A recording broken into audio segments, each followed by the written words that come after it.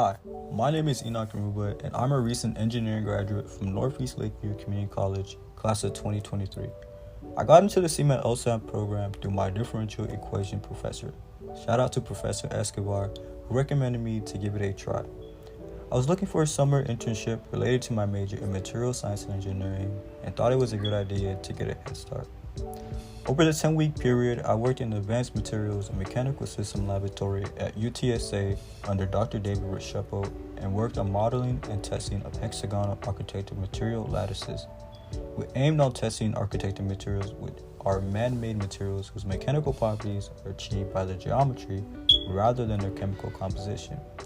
Our purpose was to understand how buckling in architectural materials, which is a sudden change in shape when structural component meets critical point or failure, affects the mechanical properties of architectural materials. I came in the first week with zero experience in CAD. But luckily, one of the graduates at the AMS lab was a TA for a graphics and design course at UTSA. Shout out to Juan David, and had a playlist of tutorials, so by the end of the 2 weeks, I was somewhat good at designing. The first couple of weeks focused mainly on modeling our hexagonal lattices in SolidWorks, which took ages.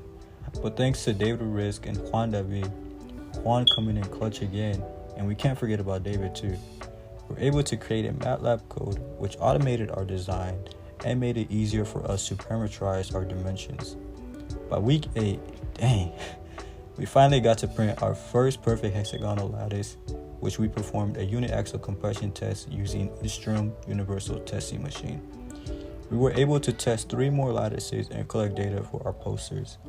My overall experience with CIMA was amazing. Still wish the bus showed up so we could go to the San Antonio Water System Treatment. But I still got to attend the Southwest Research Institute, which was cool.